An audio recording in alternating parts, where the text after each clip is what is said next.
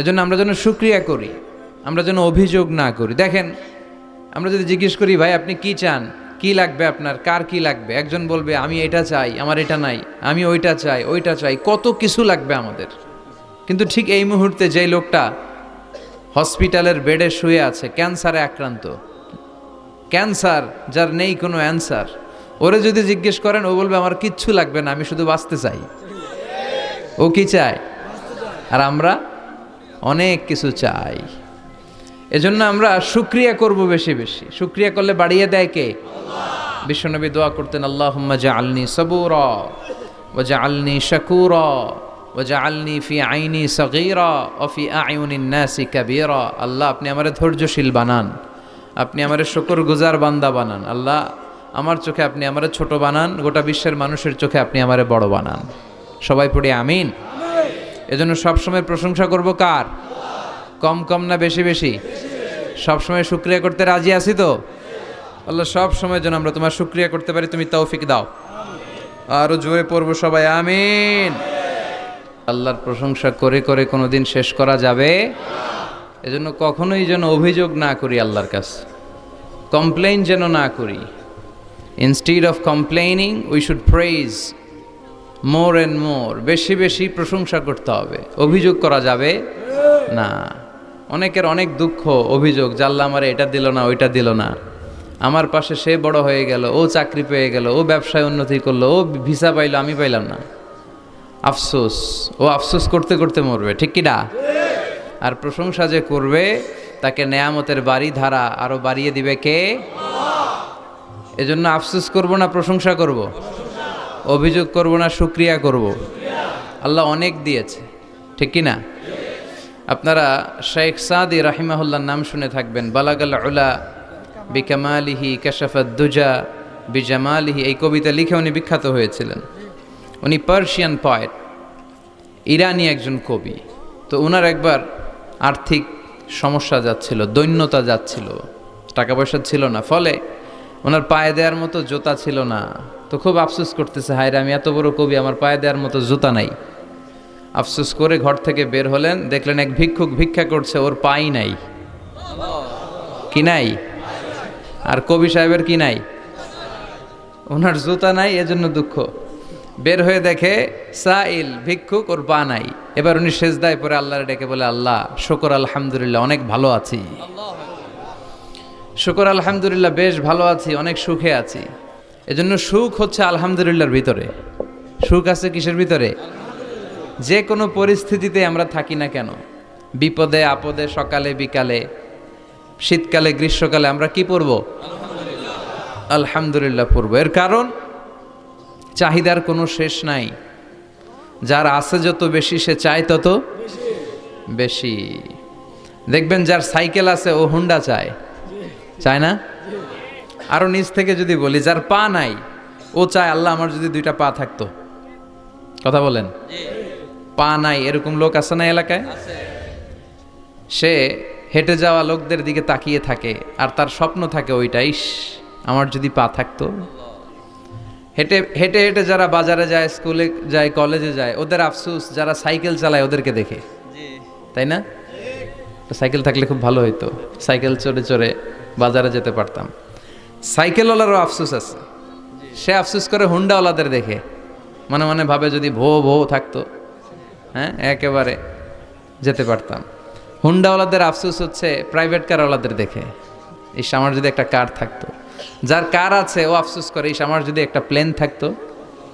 যার প্লেন আছে ও বলে, ইস আমার যদি একটা কপ্টার থাকতো, if I had a copter, আমার যদি একটা হেলিকপ্টার থাকতো, উড়াল মারতাম। কথা বলেন। তাহলে এই চাহিদার, ডিমান্ডের, হিউম্যান ডিমান্ডসের কোনো শেষ আছে? যে এলাকার ছোট্ট মেম্বার, ওই মেম্বার ভাই চায় কি করে চেয়ারম্যান হওয়া যায়। কথা বলেন। যিনি চেয়ারম্যান হয়ে গেলেন উনি এবার ভাবে কি করে MP, member of the parliament হওয়া যায়, তাই না? আচ্ছা, এমপি যিনি হয়ে গেলেন উনি আরেকটু উপরে যেতে চায়, ভাবে যদি একটু একটু যদি যাইতে পারি, একটা মন্ত্রণালয় যদি পাইতাম, হ্যাঁ মিনিস্ট্রি যদি একটা পেতাম, কতই না ভালো হতো। তো মন্ত্রী যিনি হইল উনি, ওনার অনেক শখ, ইস আর একটা জায়গা বাকি, হ্যাঁ কি নাম ওইটার, PM, প্রাইম মিনিস্টার, কিন্তু এই দেশে অসম্ভব। কথা বলেন, এই দেশে প্রাইম মিনিস্টার হওয়া যাবে? এক দুজন এদের মধ্যে ধাক্কাধাক্কি, এবং ওনাদেরকে মেনে নিতে হবে। আপনি বাঁচেন আর মরেন, ওনারাই প্রাইম মিনিস্টার। কথা বলেন। তাহলে এই কথাগুলো বলার উদ্দেশ্য হচ্ছে হিউম্যান ডিমান্ডসের কোনো শেষ নাই, আনলিমিটেড হিউম্যান ডিমান্ডস।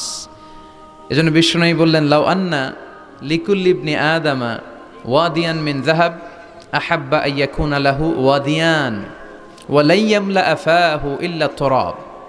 আল্লাহ বলেন, এই বনি আদমের প্রত্যেককে যদি একটা করে স্বর্ণের পাহাড়ের মালিক বানিয়ে দেয়া হয়। কিসের পাহাড় দেখছেন জীবনে? আচ্ছা, স্বর্ণের পাহাড়ের যদি মালিক বানিয়ে দেয়া হয়, আহাব্বা আইয়াকুনা লাহু ওয়াদিয়ান, একটা করে স্বর্ণের পাহাড়ের মালিক বানিয়ে দিলেও সে চাইবে কিভাবে আরো একটা স্বর্ণের পাহাড়ের মালিক হওয়া যায়।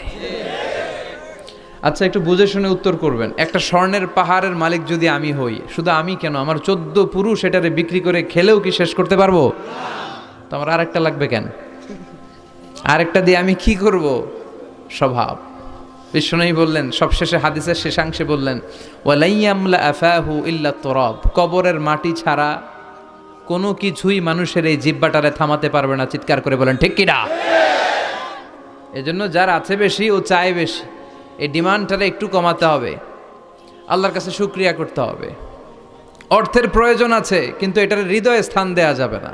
এটা হাতে আসবে আবার চলে যাবে, ঠিক কিনা? হৃদয়ে স্থান থাকবে কার? যাদের হৃদয়ে আছে আল্লাহর ভয়, তারা কভু পথ ভুলে যায় না। আল্লাহর প্রেম ছাড়া এই দুনিয়ায় কারো কাছে কোনো কিছু চায় না, ঠিক কিনা? মুমিনের হৃদয়ে দরদ ভালোবাসা থাকবে একজনের জন্য। চিল্লায় বলেন তো, তিনি কে? আল্লাহর কাছে কামনা করছি যে অল্প কিছু সময় আমরা কথা শুনবো, সরাসরি কোরআন থেকে শুনবো, পড়ি ইনশাআল্লাহ। কোরআন থেকে কথা শোনার সবচেয়ে বড় একটা ফজিলত হচ্ছে এই কথার মধ্যে কোনো গোজামিল নাই, কোনো ভুল নাই, কোনো সন্দেহ নাই। চিল্লায় বলেন ঠিক কিনা? এবং কেউ কি এই কোরআনের ব্যাপারে কোনো সন্দেহ, কোনো ভুল, কোনো ইনকনসিস্টেন্সি প্রমাণ দিতে পেরেছে? পারে নাই, পারবেও না। This is the book whereof there is no doubt, no suspicion in it, and a guidance to those who are muttaqin. আল্লাহ বললেন, যালিকাল কিতাব লা রাইবা ফি হুদাল লিল মুত্তাকিন। এটা এমন বই যে বইয়ে কোনো ভুল নাই, কোনো সন্দেহ নাই, এবং মুত্তাকিনদের জন্য হেদায়েতের গাইড বুক করে এই বইটারে পাঠালো কে? আল্লাহ। এজন্য এই বইটা আমরা বুক সেলফের একেবারে উপরের তাকে রাখবো, যাতে ধুলা বালি আর মাকড়সার বাসা এটা ময়লা হয়ে থাকে। হ্যাঁ, কোথায় রাখবেন? একেবারে হাতের কাছে রাখবো, হাতের কাছে রাখবো।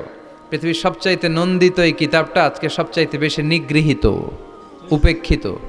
বুক সেলফে রাখে, তাও একেবারে উপরের তাকে, কারণ বছরে 1-2 বার কামে লাগে। কেউ মরলে, কথা বলেন, মারা গেছে, এখন সামনে বসে বসে কোরআন তেলাওয়াত করতে হবে। কোরআন এসেছে জীবিত মানুষদের জন্য। কোরআন নিজেও জীবিত কিতাব, আলোকিত করেও জীবিতদেরকে। চিল্লায় বলেন ঠিক কিনা? কিতাবুন হাই, জীবিত কিতাব, ওয়াকিং এনসাইক্লোপিডিয়া, চলমান বিশ্বকোষ। যাই জিজ্ঞেস করবেন তথ্যের সম্ভার, তথ্য উপাত্ত আর ইনফরমেশন এই কোরআনের ভেতরে আছে না নাই? মানব সমস্যার সব সমাধান আছে। এজন্য এই বইটাকে বলা হয় দ্য প্রবলেম সলভিং মেথোডোলজি। এই কোরআন আপনার সব প্রবলেমকে সলভ করে দেয়। It's not a problem creating methodology. এটা জীবনের কোথাও সমস্যা বাধায় না। কোরআন কোথাও সমস্যা লাগায়? কথা বলেন, জট লাগায় নাকি জট খুলে দেয়? আলহামদুলিল্লাহ পড়েন। এজন্য কোরআনের সাথে যেন আমরা সম্পর্ক বাড়াই। We should increase the attachment with the holy book Quran. যতই সম্পর্ক বাড়াবেন আপনার মর্যাদা বাড়াবে কে? আল্লাহ। সম্মানিত ভাইরা, খেয়াল করে বুঝবেন, সাইয়েদনা জিবরিল আলাইহিস সালাম এই কোরআন নিয়ে পৃথিবীতে এসেছিল, তাই তিনি হয়েছেন শ্রেষ্ঠতম ফেরেশতা। রমাদান আল মুবারকে আল্লাহ তাআলা এই কোরআনকে নাজিল করেছে, তাই রমাদান হয়েছে শ্রেষ্ঠতম মাস। বিশ্বনবীর উপর আল্লাহ তাআলা এই কোরআন নাজিল করেছেন, তাই তিনি হয়েছেন বিশ্বনবী। আমরাও যদি এই কোরআনের সাথে সম্পর্ক লাগাই, আমাদের মর্যাদাও এরকম আকাশচুম্বী করে দিবে কে? আল্লাহ। এজন্য কোরআনের সাথে অ্যাটাচমেন্ট বাড়ানোর দরকার আছে না নাই? প্রতিদিন যেন আমরা কোরআন তেলাওয়াত করি। প্রতিদিন যেন কোরআনের বঙ্গানুবাদ পড়ি, যা বলার সব বলা হয়েছে, নতুন করে আল্লাহ কিছু বলবে না। এজন্য কোরআন থেকে নূর নিয়ে যেন আমরা নিজেদেরকে আলোকিত করি। কোরআনের একটা নাম হচ্ছে নূর, একটা নাম কি? লিতুখরিজান নাসা মিনাজ যুলুমাতি ইলান নূর। এই কোরআনকে আমি পাঠিয়েছি অন্ধকারাচ্ছন্ন মানুষগুলোকে আলোর পথে নিয়ে যাবার জন্য। কোরআন মানুষকে আলোকিত করে, কোরআন মানুষকে জাহালাত বা অন্ধকার শিক্ষা দেয় না। এজন্য আসুন কোরআনের সাথে সম্পর্ক বাড়াই এবং নিজেদেরকে আলোকিত করি। আর এই কোরআনের যেখান দিয়েই আমরা কথা শুনি না কেন, আছে নাই? লা তুহসা আজাইবুহু ওয়ালা তাবলা গরাইবুহু ফিহি মাসাবিহুল হুদা ওয়া মানারুল হিকমা।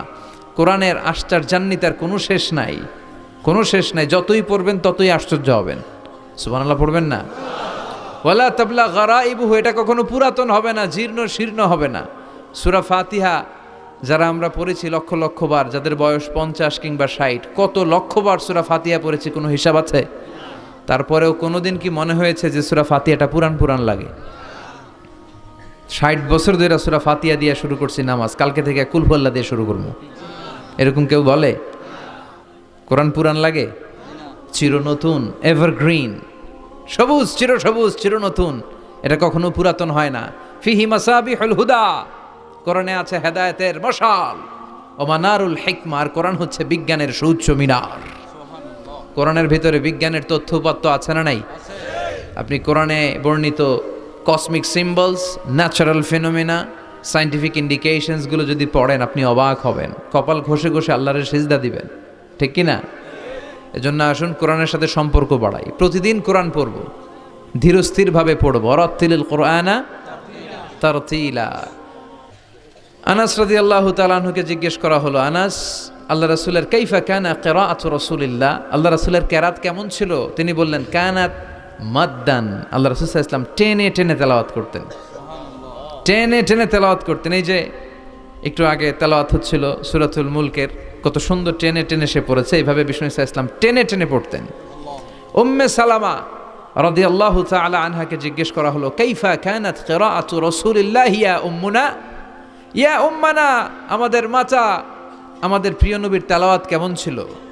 উম্মে সালামা বললেন, কানা রাসূলুল্লাহ ইয়াকাত্তিউ বাইনা কিরাআতিহি আয়াতান আয়া, আল্লাহ রাসূল সাল্লাল্লাহু আলাইহি ওয়াসাল্লাম এক আয়াত করে থেমে থেমে কোরআন তেলাওয়াত করতেন। পড়েন সুবহানাল্লাহ। এক আয়াত পড়তেন, থামতেন, আবার আরেক আয়াত শুরু করতেন, আবার আরেকটা আয়াত পড়তেন, আবার থামতেন, আরেক আয়াত শুরু করতেন। প্রতিটা অক্ষর, প্রতিটা উচ্চারণ কেটে কেটে দেখা যেত, বোঝা যেত। চিল্লায় পড়েন আল্লাহু আকবার। আর আমাদের তেলাওয়াতের কি অবস্থা? তারাবির নামাজের কি অবস্থা? আমাদের ম্যাটন ঘরের কি অবস্থা? জাপানের বুলেট ট্রেন ফেল, ঠিক কিনা? কোন দিক দিয়ে আযাবের আয়াত যায়, কোন দিক দিয়ে জান্নাতের আয়াত যায়, কোন দিক দিয়ে সূরা ইয়াসিন গেল, কোন দিক দিয়ে আর রহমান গেল, কোথায় সূরা ইউসুফ গেল, কেউই টের পায় না। রুব্বা কারিলিল কুরআন ওয়াল কুরআনু ইয়ালআনহু, কোরআনের অনেক কারি আছে, তেলাওয়াতকারী আছে, আবৃত্তিকারী আছে, যাদেরকে কোরআন রহমত, মার্সি এন্ড ব্লেসিংস না দিয়ে গজব দেয়, লাআনত দেয়। আল্লাহ ওই ধরনের তেলাওয়াত থেকে তুমি আমাদের বাঁচাও।